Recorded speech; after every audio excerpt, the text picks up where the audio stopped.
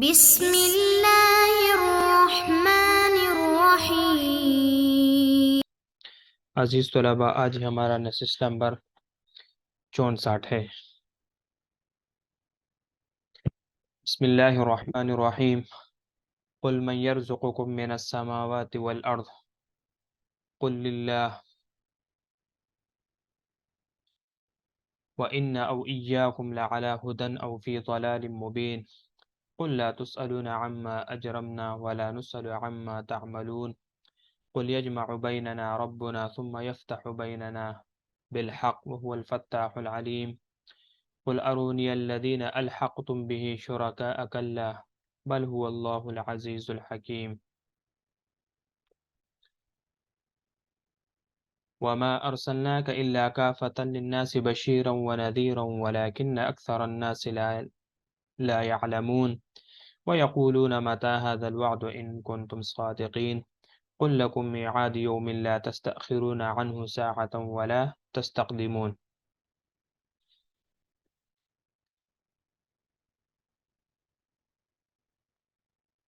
اب ان آیات مبارکہ کا ترجمہ دیکھ لیجئے۔ قل من یرزقکم، قل پوچھئے، کون یرزقکم روزی دیتا ہے تم کو، من السماوات آسمانوں سے، والارض اور زمین سے، قل کہو، اللہ اللہ، وَإِنَّا اور بے شک ہم، او ایاکم یا تم، لعلی ہدن ضرور ہدایت پر ہے، او فی ضلال یا گمراہی میں ہے، مبین صریح۔ قل کہو، لا تسألو نہیں پوچھے جاؤ گے تم، عما ان سے جو، اجرمنا گناہ ہم نے کیے، ولا نسأل اور نہیں پوچھے جاؤ گے ہم، عما ان چیزوں کے بارے میں، تعملون جو تم کرتے ہو۔ قل کہہ دیجئے، آپ فرما دیجئے، یجمع بیننا اکٹھا کریں گے، بیننا ہمارے درمیان، ربنا ہمارے رب، ثم یفتح پھر فیصلہ کریں گے، بیننا ہمارے درمیان، بالحق برحق، وہو الفتاح اور وہ انصاف سے فیصلہ کرنے والے، العلیم خوب جاننے والے ہیں۔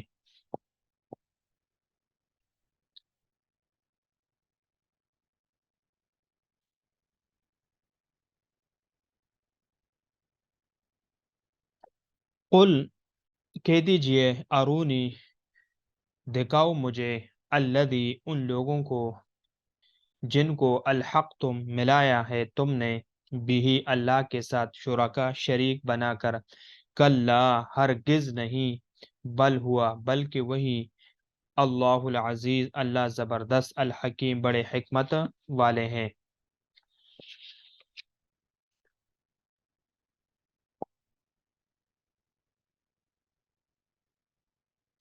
وما ارسلنا کا اور نہیں بھیجا ہم نے آپ کو، الا کافتن مگر سب لوگوں کی، للناس سب لوگوں کی طرف، بشیرن خوشخبری سنانے، ونذیرن اور ڈرانے کے لیے، ولیکن مگر اکثر الناس بیشتر لوگ، لا يعلمون جانتے نہیں، ویقولون اور وہ کہتے ہیں، متی ھذا الوعد کب یہ وعدہ ہے، ان کنتم اگر ہو تم، صادقین سچے،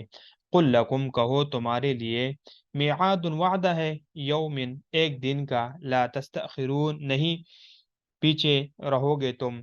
عنہ ساعتن اس سے ایک گھڑی، ولا تستقدمون نہیں آگے بڑھو گے تم اس سے ایک گھڑی بھی۔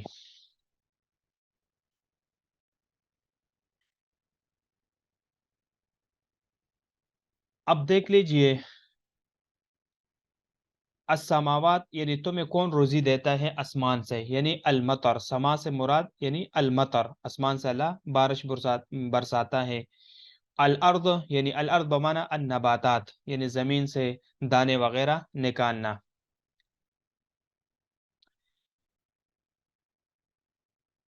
دوسرا، قل اللہ، اللہ یہ مبتدا ہے اور اس کا خبر یرزقنا، اس کی خبر وہ کیا ہے، یرزقنا خبر اس کی محذوف ہے۔ ارونی یہ اعلمونی کے معنی میں، یعنی اعلمونی، تو اس میں اس بات کی طرف اشارہ ہے کہ روایت یعنی رؤیت سے مراد رؤیت قلبیہ ہے اور وہ متعدی بدو مفعول ہے.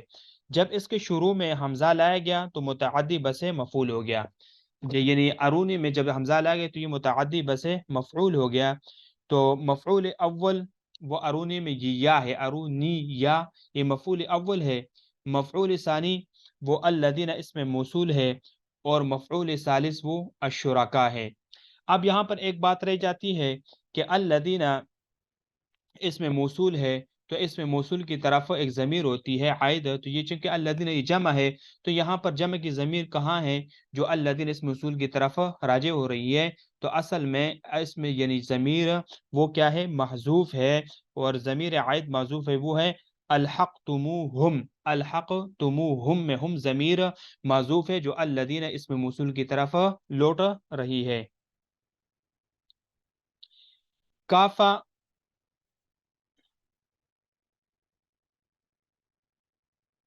کافتن یہ کیا ہے، الناس کا حال ہے. یہ الناس کا حال کیا ہے، یہ کافتن یہ الناس کا حال ہے، لیکن اہتمام کے لیے اس کو مقدم کیا گیا ہے. اور بشیرن اور نذیرن یہ ارسلنا کے کاف ضمیر سے حال بن رہا ہے، کاف ضمیر سے حال بن رہا ہے. آگے جا کے لکم یہ خبر مقدم ہے، اور میعاد یومن یہ مبتدا ہے مؤخر ہے، مبتدا مؤخر ہے. ساعتن یہ واحد اس کی جمع، ساعاتن اس کی جمع ہے.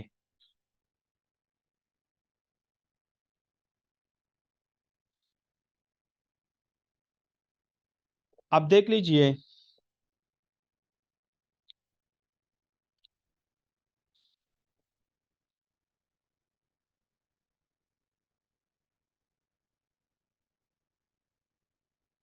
قل لکم یعنی قل کہہ دیجئے، اس میں آپ کو حکم دیا کہ انہیں یعنی فرما دے من یرزقکم من السماوات والارض کہ کون تم کو آسمان اور زمین سے روزی دیتا ہے. تو کفار کی گمراہی پر آگے تعریض ہے. قل آپ فرما دیجئے اللہ کہ آسمان اور زمین سے روزی کون دیتا ہے، اللہ دیجئے کہ آپ فرما دیجئے کہ اللہ تعالیٰ. پھر آپ کو حکم دیا کہ جواب اور اقرار بھی ان کی طرف سے خود اس طرح کر دے کہ اللہ تعالیٰ تمہیں رزق دیتا ہے، اور یہ اس بات کو ظاہر کرنے کے لیے کہ اس بات کا اعتراف اور اقرار وہ اپنے دلوں سے کرنے والے ہیں. یعنی ہاں بس اوقات اس کو زبان پر نہ لائیں گے، کیونکہ انہوں نے منہ سے اللہ تعالیٰ کے رزقیت کو مان لیا، تو ان کو لازماً یہ کہا جائے گا کہ پھر تم اس کی عبادت کیوں نہیں کرتے جو تمہیں رزق دیتا ہے، اور ان کو اس کی ذات پر ترجیح دیتے ہو جو رزق کی قدرت نہیں رکھتے. تو پھر آپ کو حکم دیا گیا کہ ان کو یہ الزام دینے اور لاجواب کرنے کے بعد اگر وہ زبانی اقرار سے آگے نہیں بڑھے مگر اس بات سے قاصر نہ رہیں گے تو کہہ دیجئے وَإِنَّ أَوْ إِيَّاكُمْ لَعَلَىٰ هُدًى أَوْ فِي ضَلَالٍ مُبِينٍ، یا تم ضرور ہدایت پر یا صریح گمراہی میں ہے. اس کا مطلب یہ ہے کہ موحدین اور مشرکین ہر دو فریق میں سے ہر ایک ضرور دو باتیں یعنی ہدایت اور گمراہی میں سے ایک پر ہے. تو گویا کہ یہ اس یعنی مصنف کا کلام ہے، یعنی جس نے اپنے ہر دوست اور وہ مخاطب یعنی مخالف کو مخاطب کر کے کہہ دیا کہ تمہارے دوست نے تم میں سے ہر ایک کے ساتھ انصاف کیا ہے. تو اس موقع پر جو بات کہنی تھی اس کے کہنے کے بعد اس بات پر مخفی دلالت ضرور موجود ہے کہ فریقین میں سے کون ہدایت اور کون کھلی گمراہی میں ہے، لیکن تعریض نے مجادل اور مقابل کو اصل مقصد تک پہنچا دیا، اور اس کی مثال وہ ہے جو چھوٹے کو دی جاتی ہے، کیا ان احدنا لکاذبین کہ ہم میں سے ایک تو جھوٹا ہے. اب آگے یعنی انداز میں فرق دیکھو، یعنی او ایاکم لعلی ہدن او فی ضلال مبین، علی ہدن او فی ضلال مبین، فرق دیکھ لیجئے کہ ہدایت پر علی ہدن کہ ہدایت پر علی کا لفظ اور ضلال پر فی کا لفظ یعنی لایا گیا، کیونکہ ہدایت یافتہ گویا کہ عمدہ گھوڑے پر سوار اس کو جدھر چاہتا ہے چوپٹ دوڑا دیتا ہے، اور گمراہ کو اندھیرے کے سمندروں میں یعنی ڈبوکیاں کا کر اور نہیں جانتا کہ وہ کدھر جا رہا ہے. تو گویا کہ علا کے پر اس پر علا داخل کے ہدن پر، اور فی ضلال ضلال پر جو نفی کو داخل کے کہ وہ گمراہی میں جا کے اندر اس کو کہاں کہاں ڈبو کے لے کے جا رہا ہے۔ قل لا تسألون عما اجرمنا ولا نسأل عما تعملون، کیا فرما دیجئے کہ تم میں سے ہمارے گناہوں کی یعنی کون یعنی باز پرس نہ ہوگی، اور ہم سے تمہارے گناہوں کے بارے میں پوچھ نہ ہوگی۔ یہ بات پہلی سے یعنی بڑھ کر مخاطب کو انسان کی یعنی انصاف کی طرف دعوت دے رہی ہے، وہ اس طرف کے جرائم کے اسناد مخاطبین کی طرف کی گئی ہے، اعلان کے دیکھو کہ آپ اس پر معمور اور مشہور ہے۔ وتعملون میں عمل کی نسبت مخاطبین کی طرف کی گئی ہے، یعنی تقاضۂ تہذیب اور خواہ یہی ہے، حالانکہ ان کو اس سے روکا اور منع نہیں کیا گیا، یعنی ان کو اس سے روکا اور منع کیا گیا، لیکن پھر بھی انہوں نے ایسا کیا۔ تو آپ کہہ دیجیے قل یجمع بیننا ربنا ثم یفتح بیننا بالحق، کہ کہہ دیجئے کہ ہمارا رب ہم سب کو جمع کرے گا یعنی قیامت کے دن، ثم یفتح پھر وہ فیصلہ کرے گا، بیننا بالحق ہمارے مابین حق کے ساتھ، یعنی بلا ظلم اور میلان کے، وہ الفتاح اور وہی بڑا فیصلہ فرمانے والا ہے، یعنی حاکم ہے، العلیم وہ جاننے والا ہے اپنے فیصلے کو۔ قل کہہ دیجئے ارونی ارونی الذی الحقتم به شرکا، کہ کہہ دیجئے تم مجھے وہ دکھلاؤ جن کو تم نے ملا رکھا ہے، یعنی تم نے ان کو ملا دیا، بھی یعنی اللہ تعالیٰ کے ساتھ، شرکا شریک بنا کر، یعنی اس کے ساتھ عبادت میں۔ اور ارونی یعنی ارونی کا معنی یہ ہے، ان کا خیال یہ تھا کہ محمد صلی اللہ علیہ وسلم ان کو اللہ تعالیٰ کے ساتھ شریک ٹھہرانے کی غلطی دکھلائے اور شریک ٹھہرانے کے اس حالات پر مطلع کرے۔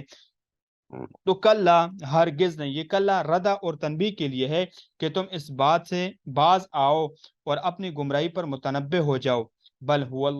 هو اللہ العزیز، بلکہ اللہ تعالیٰ وہی اللہ تعالیٰ زبردست غالب، اس کے ساتھ کوئی شریک نہیں ہے۔ ہوا میں یعنی ہوا اللہ، تو ہوا یہ ضمیری شان ہے، الحکیم وہ اپنی تدبیر میں حکمت والا ہے۔ اب آگے آپ صلی اللہ علیہ وسلم یعنی سب کے لیے پیغمبر بنائے گئے ہیں،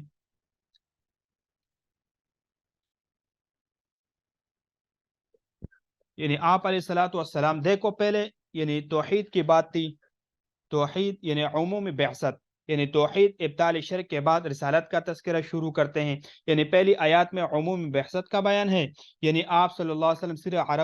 عربوں کی طرف نہیں بلکہ سبھی لوگوں کی طرف مبعوث فرمائے گئے۔ عموم بعثت کے تعلق سے یہ آیات یعنی نہایت صریح ہے، اور وہ قرآن اور حدیث میں بار بار یہ بات بیان کی گئی ہے۔ اب مقصد بعثت کیا ہے؟ انذار اور تبشیر ہے، یعنی جو لوگ بات مان لے یعنی حلقہ بگوش ہو جائے اور قرآن کے احکامات پر عمل کرے، انہیں آخرت میں اچھے انجام کی، جنت کی نعمتوں کی اور رضا خداوندی کی خوشخبری سنا دیجئے، اور جو یعنی عقل اور تکبر دکھائے اور رسول اور دلیل رسالت پر ایمان نہ لائے، ان کو آخرت میں نتائج اعمال سے آگاہ کیا جائے کہ ان کے لیے دوزخ اور اللہ کی پٹکار ہے، مگر اکثر لوگ یہ بات نہیں سمجھتے، یعنی کچھ ہی نیک بخت نفع نقصان سوچتے ہیں اور ایمان لاتے ہیں، لیکن کچھ اس چیز کو نہیں سمجھتے۔ تو آپ کو یعنی ہم نے آپ کو تمام لوگوں کے لیے پیغمبر بنا کے بھیجے، کافۃ للناس کا مطلب یہ ہے کہ آپ کو اس طرح بھیجا جو بھیجنا ان کے لیے عام ہے اور ان کے احاطہ کرنے والا ہے، کیونکہ جب وہ ارسال تمام کو شامل ہے تو پھر اس سے کوئی باہر رہ نہیں سکتا۔ اب یہاں پر دیکھو یعنی لغت میں یعنی کافہ کا معنی یعنی کافۃ للناس، کافہ کا معنی ہے، آپ اس کو سمجھ لیجئے، کافتن یعنی لغت میں کافہ کا معنی احاطہ، مطلب یہ ہوگا کہ ہم نے آپ کو اس طرح بھیجا کہ آپ لوگوں کے لیے انذار اور ابلاغ کو جمع فرمانے والے ہیں۔ تو یہاں پر کاف کی ضمیر سے یہ حال ہے، ارسلنا کی کاف کی ضمیر سے حال ہے، اور تا مبالغہ کیے، جیسے کہ روایتن اور علامتن میں کیا ہے، یہ تا مبالغہ کے، تو کافتن میں بھی تا مبالغہ کی ہے، بشیرن خوشخبری سنانے والے، یعنی اللہ تعالیٰ کے فضل کی جو اقرار کرے، اور نذیرن اور ڈرانے والے، عدل سے جو اسراف کرے، ولیکن اکثر الناس لا یعلمون، لیکن اکثر لوگ اس بات کو نہیں جانتے، بس ان کو ان کی جہالت اور نہ سمجھی آپ کی مخالفت پر آمادہ کرتی ہے۔ اب وہاں پر وعد قیامت کے سوال کا جواب. اب یہ ان کا سوال تھا وَيَقُولُونَ مَتَى هَذَا الْوَعْدَ، یہ وعدہ جو ہے وہ کہتے ہیں کہ یہ وعدہ کب آئے گا. الوعد سے مراد یعنی قیامت ہے، جس کی طرف اس قول میں اشارہ ہے. فرمایا قُلْ يَجْمَعُ بَيْنَنَا رَبُّنَا إِن كُنتُمْ صَادِقِينَ، اگر تم سچے ہو تو قل آپ کہہ دیجئے لَكُمْ مِيعَادٌ يَوْمٍ، کہہ دیجئے تمہارے لیے ایک خاص دن کا وعدہ ہے، ایک خاص دن کا تمہارے لیے وعدہ ہے. یعنی الوعد کا ظرف زمان یا مکان یہاں ظرف زمان ہے اس پر، یعنی یہاں پر یہ کیا ہے، ظرف زمان ہے، مکان نہیں ہے. تو دیکھو لا یستأخرون عنہ ساعتا ولا تستقدمون، کہ اس سے نہ ایک ساعت پیچھے ہٹ سکتی ہے اور نہ آگے بڑھ سکتی. مطلب یہ ہے کہ تمہارے لیے اس سے پیچھے ہٹنا مہلت طلب کر کے بھی ممکن نہیں، اور نہ جلد بازی یعنی جلد بازی مچا کر اس کو آگے بڑھا سکتے ہو، یہ بھی نہیں ہو سکتا. یعنی ان کا دیکھو اب انہوں نے سوال کیا وَيَقُولُونَ مَتَى هَذَا الْوَعْدُ، کہ یہ وعدہ کب ہوگا. اب وجہ انطباق آپ سمجھ لیجئے کہ ان کے سوال پر یہ جواب اس طرح منطبق ہوتا ہے کہ انہوں نے قیامت کے بارے میں سوال کیا حالانکہ وہ قیامت کے منکر تھے. انہوں نے یہ سوال طلب ہدایت کے خاطر نہ کیا تھا بلکہ محض زد بازی کی وجہ سے کیا تھا. اس لیے جواب بھی تہدید اور دھمکی کے انداز میں دیا گیا، جو کہ ان کے انکار اور تعنت کے سوال کا ٹھیک ٹھیک جواب بنتا تھا کہ وہ ایسا دن کے منتظر بیٹھے ہیں جو اچانک ان کو آ لے گا. اس سے ذرا آگے یعنی نہ ذرا آگے ہوگا اور نہ اس سے پیچھے ہوگا، یعنی ان کی طاقت ہی نہ ہوگی کہ اس کو یعنی اس کو آگے کرے یا اس کو پیچھے کریں. وقال الذين كفروا لن نؤمن، انشاءاللہ اس کو ہم آگے نیکسٹ درس میں پڑھیں گے.